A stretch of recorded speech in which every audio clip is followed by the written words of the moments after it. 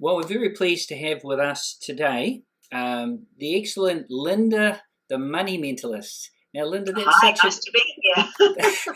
that's such an intriguing title. You know, Money Mentalist brings to mind moving stacks of money around without touching them.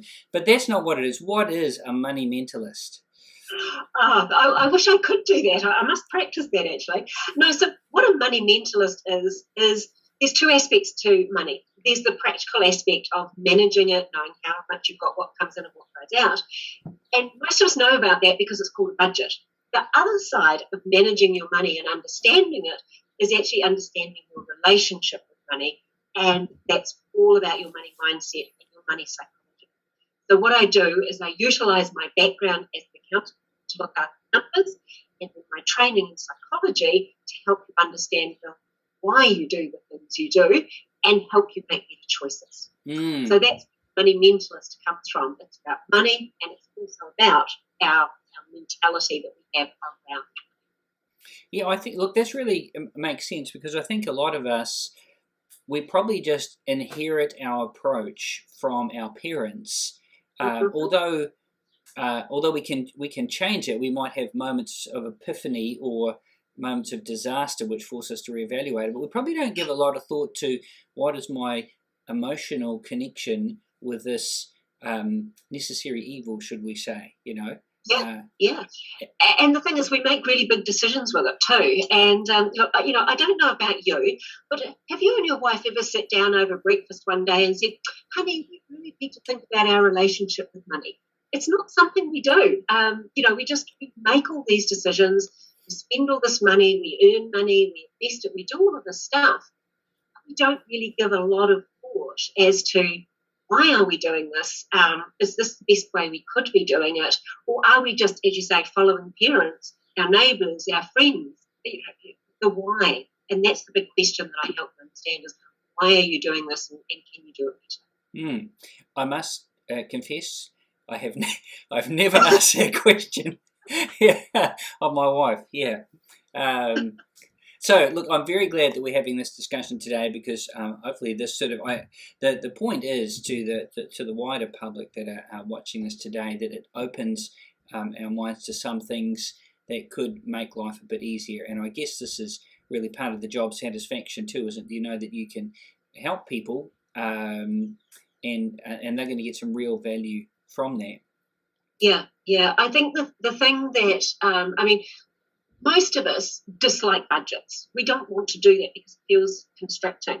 But once you actually start to understand a bit more about choice, which is what we're talking about, then you get those really kind of aha moments around, well, actually, it's perfectly fine for me to want avocado on toast, because I'm still achieving my goals by doing something that I really enjoy. And I think, the traditional method of looking at a budget, and let's face it, when you want to buy a house or anything like that, that's what you have to do. You've got to look at what's happening with your money. And the traditional method goes, well, you can't have avocado, you can't go out for dinner, you can't go on holidays because you're saving for a house. And it's like, this isn't fun. So it's, how do you make that achieving your goal, still being able to live your life and enjoy it along the way? That's the bit, I think, that's the bit that I do, is kind of, and that's the missing piece, because houses, it takes a lot to save for, and that's potentially a long time you might be giving up things that you really enjoy because you're not allowed them because we're saving. Well, it's a nice segue actually probably into the first question we want to discuss with you, and I will just mention then to all those who had been feeling guilty about smashed avocado on toast, just relax, it's okay, you're not being judged here.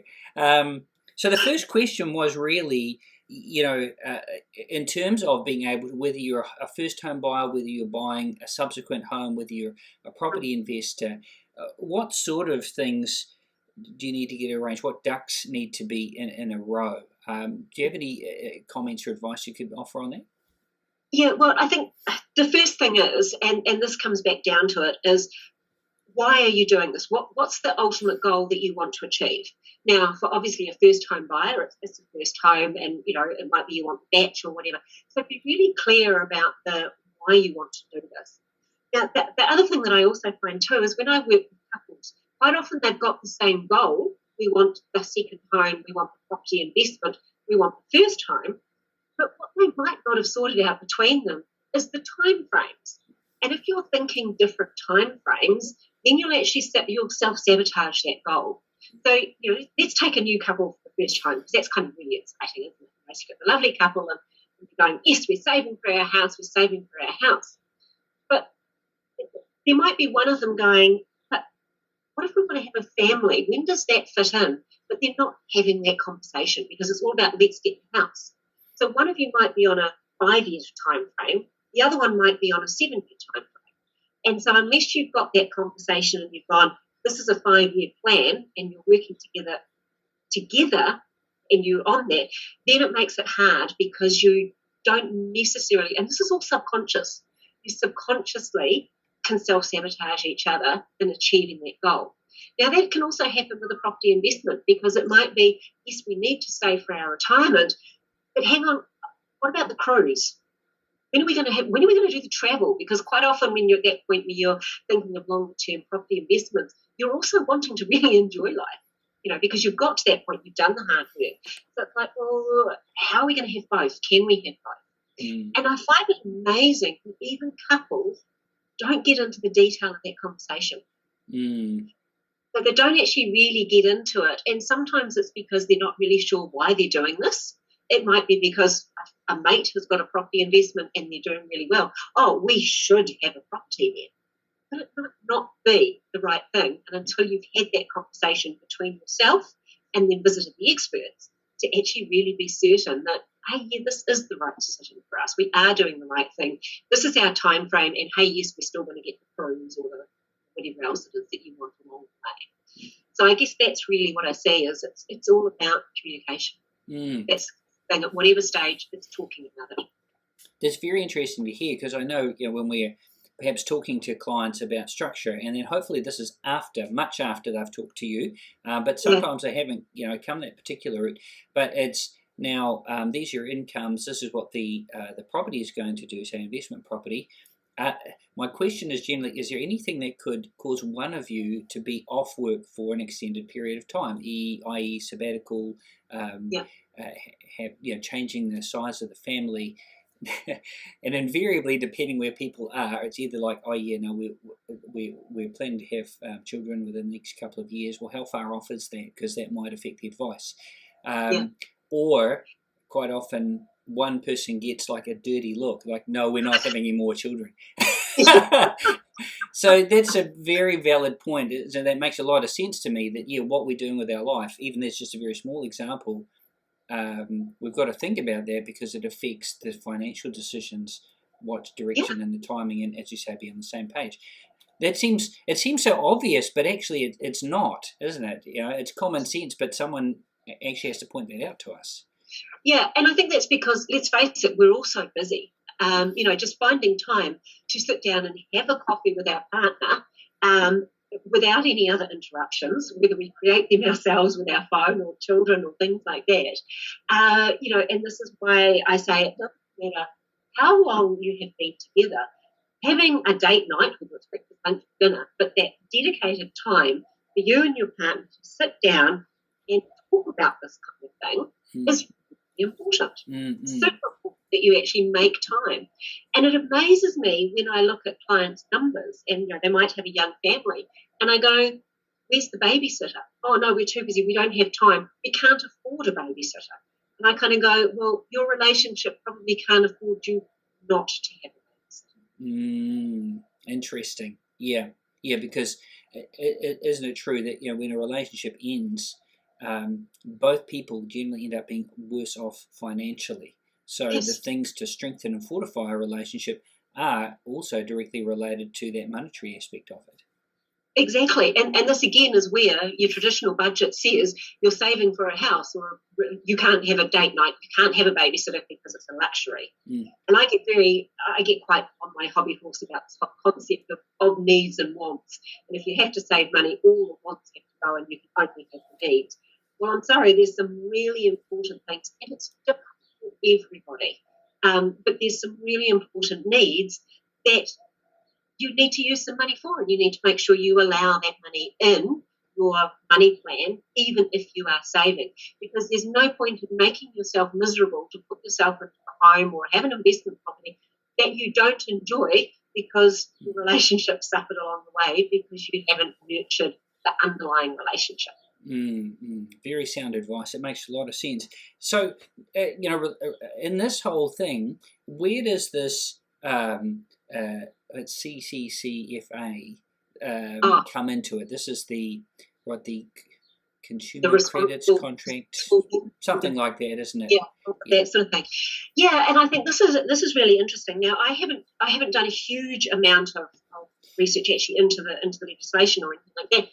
But from my kind of understanding of it is that right now that you go to a broker and they look at your bank statements and they present you to the bank. Well, it seems that the bank is going to have a lot more say under this responsible lending about how they think you should be spending your money. And things are going to be triggered, things like your Netflix subscriptions, your Afterpay, how much you're using on Afterpay. What are you spending? Are you potentially doing something that is an addiction? So are you buying too much wine? And I'm going, I'm not. How are they actually going to do this? Who's setting these questions? And how are you going to navigate your way through this when you potentially the bank is coming at you this direction rather than you present the case going, this is how I choose to live my life? And I find that a little bit worrying because to me, that feels like we're being judged for a start. And I don't think banks should be doing that. Is that their job? And it also means that, for that time that you're saving, you're going to have to be super squeaky clean in the terms of what the bank says. And using my example of, the babysitter, in terms of their bank, is that a luxury that your banks say that you should? So are they going to stick to the very strict Maslow's hierarchy of needs when they're assessing people and going, well, you're spending too much on avocado on toast, therefore you're wasting money, therefore, you shouldn't be doing that to get your loan. I don't know. I don't know how it's going to be implemented and how can a person in the bank who's assessing, and this potentially I guess happens now, when they're looking at their loan application, it's really hard to not look at somebody else's finances and put your own feelings and your own values and your own judgment on it. Good point. You might be a person who is very much a stay-at-home, who never goes out for dinner or anything like that, and you're looking at someone's figures and they might go out for dinner 3 times a week, and you're looking at going, that's excessive. But you don't know their life. You only know their numbers. You don't know their life and what's going on behind the scenes. And this is where your role, my role, and brokers' roles are going to be so important in actually navigating our clients through this journey, whether they're first buyers, whether they're investment buyers, whatever stage they're at now. I don't think anyone should be just rocking up to the bank and knocking on the door and saying, hey, can I have a mortgage? I think, there needs to be a lot more support and guidance, with the change of rules coming. That's just my interpretation of kind of what I've seen so far in a couple of conversations. I mean, those are excellent observations, Lynda, and I could foresee a period of perhaps adjustment and normalisation come where, like the generally human reaction is knee-jerk and overreact, go to a very conservative position and then come back. And we've seen that already with, 3 banks coming out in the last week and saying, we're going to pause or we're not going to lend to anybody less than 20% deposit. Why? Yes. Because they're worried about being outside the rules and then the Reserve Bank will slap them down with some nasty fines and bad publicity and blah, blah, blah. So it's like, panic, pull back, calm down a bit and then reassess. And so I wonder if we're going to see that with this whole responsible lending rules as well. And hopefully then maybe some common sense prevail after a little bit of time. But okay, so that's a good point. I hadn't thought of it. This is probably more important than ever to be working with the likes of yourself, with a mortgage broker, with an accountant where that's needed, a property accountant. Because I still talk to people who say, oh, no, we just go straight to the bank. And I'm like, well, you can, but we just don't think that's the best strategy. It's not going to cost you anything, but they should actually get you a better deal. but it would seem like, this approach now is going to be more important than it's ever have been in the past. Yes. Yeah, I think so. The fact of being, like prepared to go to the bank, because this is the other thing, and you probably see this as well with clients. So I'll be sitting with a couple and I'll independently say, I would like you to write down what your income is and what your expenses are. Now, pretty much they know what their income is because that's what goes into the bank account. But I have never yet, in all the years I've been doing my mentor coaching, have I ever had a couple I get the same list and be correct. So the first thing is, when you tend to trot off to the bank by yourself and they ask you to fill in that form, you actually haven't got a clue. You think you have, but you don't have. So you're filling in the forms wrong in the first place. Whereas at least if you go to someone like me or a broker, where we actually prepare you to go to the bank. Now, the broker prepares you in a slightly different way. They just look at it from the numbers and go, this is what your numbers look like. Whereas the preparation I would do is, if you're struggling around some of these things, around goals, or you're not quite getting there, you've got stuck and you can't quite get to the next level. So I kind of prepare you to go to the broker to prepare you to go to the bank. That's kind of how the links works. So we actually look at it and go, what are you really, really spending? Because do you know exactly how much you spend on coffee? I mean, you're an accountant, you might know this. Do you know exactly how much you spend a month on the grocery bill? Do you know exactly how much you spend on your pet food? The answer to those questions is generally no, only an approximation. In fact, I'd have to get our credit cards and sort by provider, and then work. I have done that sometimes and said to my wife, see what we spent in the last 2 months on food? She's like, that's the price of food these days. I'm like, man, I need to go to the supermarket more. And during the last 3 months I have been. But it's okay, that's quite an exercise, isn't it? Yeah.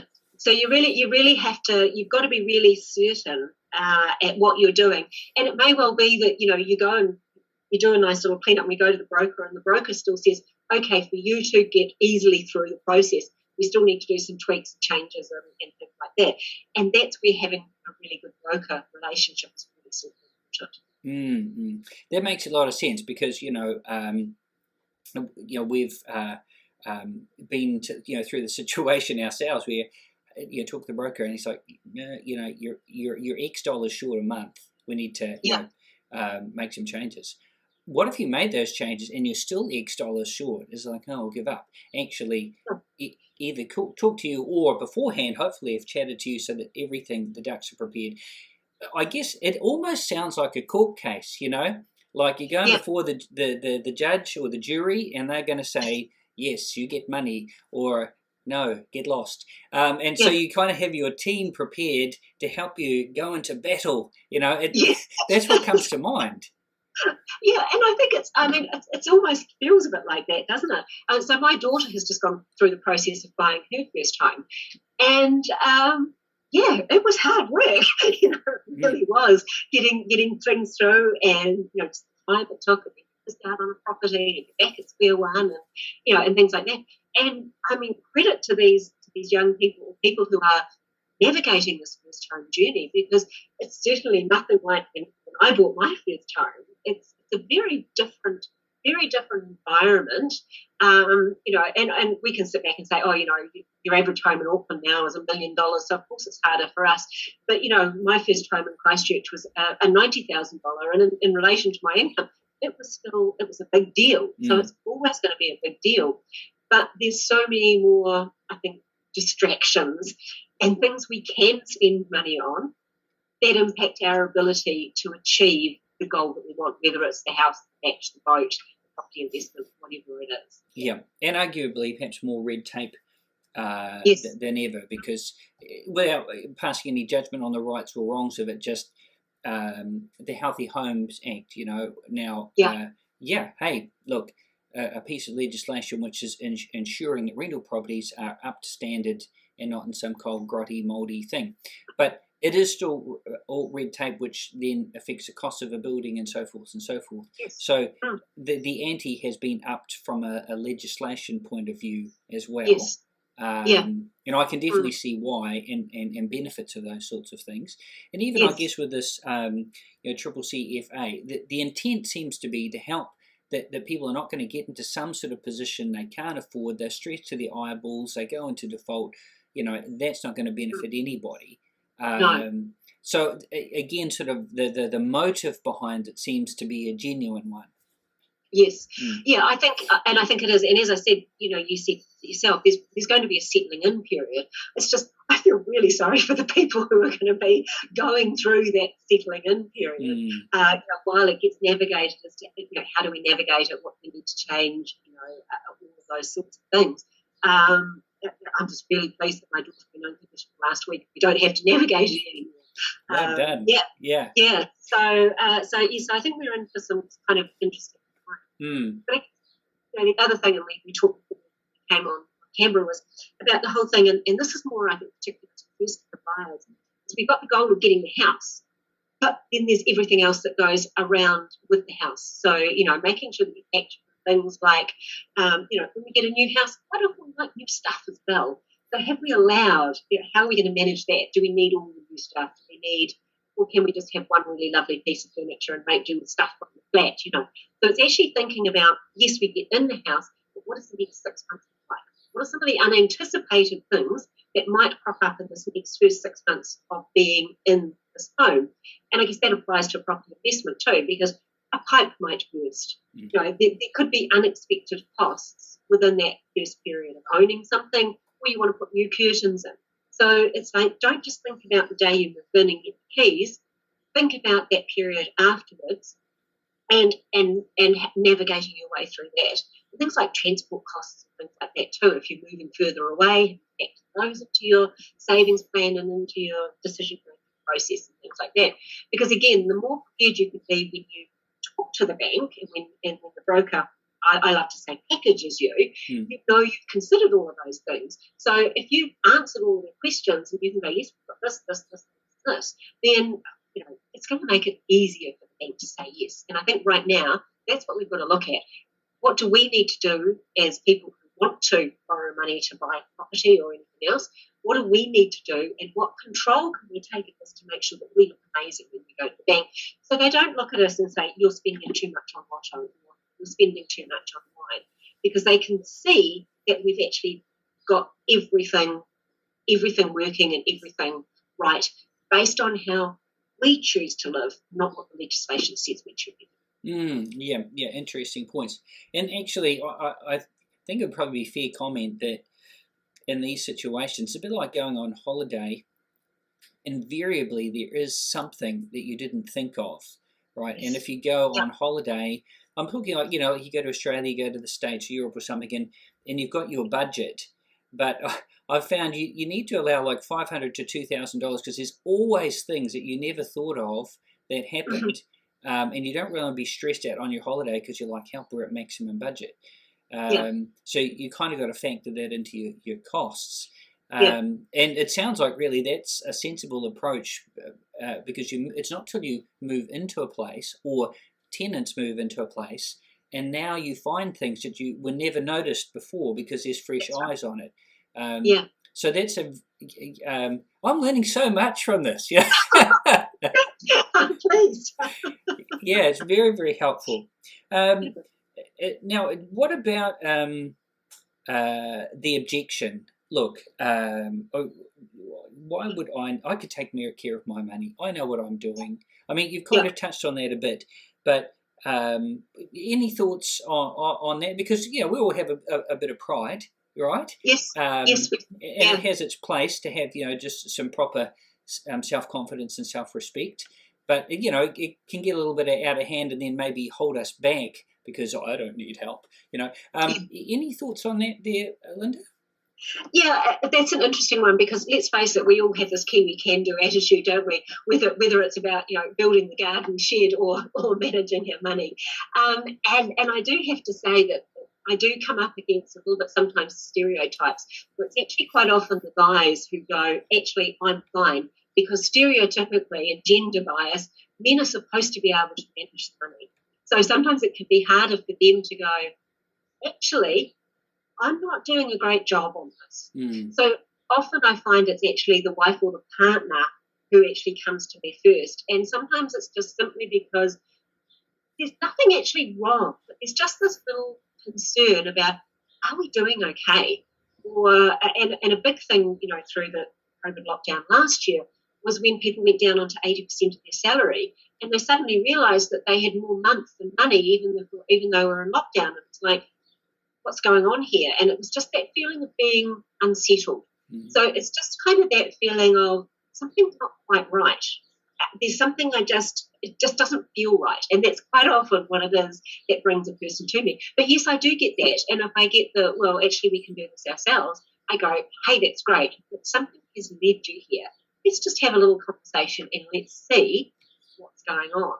And then what I sometimes will find that is we've got a kind of a situation where we have a couple who have a fantastic relationship. They're still, everything else is fine, but they don't want to talk about money because they don't want to hurt each other. And maybe there's some conversations that need to be had because one of them is a little bit worried. I'm a bit worried that we haven't got enough money in our retirement plan.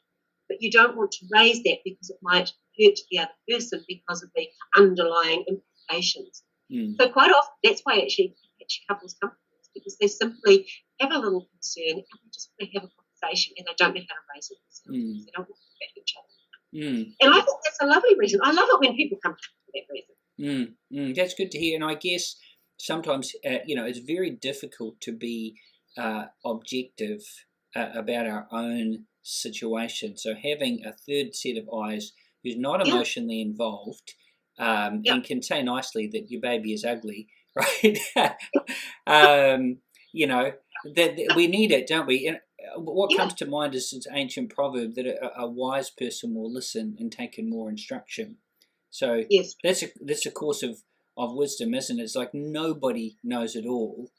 And so the sooner we recognise it doesn't devalue us to not know it all, then we're going to just advance ourselves and our family and our well-being, right? Yes, that's right. And there's a lot of talk too, around parents helping children and succession of money coming through and things like that. And I had an amazing conversation this morning with a lawyer who, her and her husband were clients of mine. They finished, and she came back to me and said, "Look, I'm seeing a lot about this with parents and children. They're coming into our office and they haven't talked about money." And I said to myself, well, part of this is it's really hard because if you're not financially healthy yourself and able to talk easily and comfortably with your partner about money, how can you teach your children and how can you talk to your children about money? So it's got to start. It's got to start up here with us. We've got to put our big pants on and all of that and go, hey, honey, over the coffee, we need to talk about our relationship with money. Yeah. That's how the next generation are going to learn, and that's how they're going to be successful with money, is by us as parents be brave enough to do it, because my parents didn't, my grandparents never did. So someone's got to start to break that chain of money being taboo. Yeah, and I guess if we feel this is a difficult subject to bring up with our partner, that if there are children in the picture, this might be, well, look, we want to do even better for our kids than we had. Let's talk about this to see what we could do. And then it's not so much, I think you've got a problem or I've got a problem, although we all have problems. But it's the focus on what can we do to help the next generation. It sounds like perhaps quite a tactful way to introduce a subject. Yeah, I think it is, and it's also about the we. It's all about the teamwork. What can we do to be better as a family to reach our financial goals, to be wealthy, whatever that means to you in terms of what you want to do in terms of your wealth creation plan? Because money is part of your wealth creation plan, but it's not all of your wealth creation plan by a long stretch. So sort out the money, get that bit sorted out, and then the rest of it falls into place much, much easier. So we kind of started, I guess, the conversation talking about how do you about saving and getting into first home. But fundamentally, underlying all of this, it's all about relationship. It's all about your personal relationship with money and as a family, your relationship with money and your relationship with each other. That's success. So a tip there would be, don't start these conversations with, hey, you're spending too much money on Netflix. It's it's more That's like, you're right, yeah, don't do that. what can we do, right? Which is inclusive and enabling, isn't it? So that's nice. Yeah.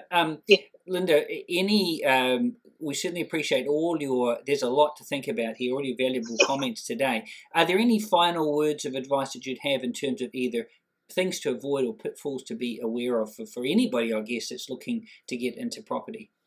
Yeah, I think the thing is that, and listeners aren't going to like this one, but you've got to know your numbers. You've got to know exactly, none of this guessing, but you do have to know your numbers. Now, I'm very clearly talking about it as numbers, not money, because I want you to disassociate from the emotion and look at your numbers and go, we've got this much coming in, we've got this much going out, we've got this bit left over, or it's negative. What are we going to do about it? And that's the first thing. So you have to know your numbers. And if you want to achieve anything, first home, second home, whatever it might be, that's your starting point. You've got to be able to look at your numbers non-judgmentally, which is what I do. I will never judge anybody for what they do. It's just like, this is what you have done.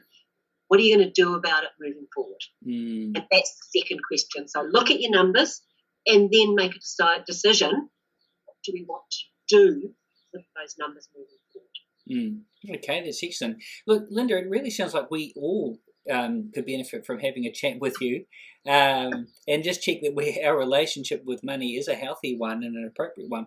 How do we get in touch with you? Okay, well, you can either on our website, which is moneymentalist.com, on the homepage there is a cool little quiz called the Money Personality Quiz. It will take you no more than 15 minutes, but that's a really fun little way to see what your behaviour is with money. And if you're in a relationship, get your significant others to do it as well, and both of you have a look and see what your money personalities are. So that's always a fun thing to do. If you want to get hold of me, you can either contact me through the website or email me, Lynda, Lynda, at moneymentalist.com, and I'll get back to you. And yes, you might have gathered, I absolutely love talking to people. I'm more than happy to just have a half-hour chat with anyone on the phone or Zoom, and see if there's anything I can do. Well, look, we'll put those details in the little blurb below here.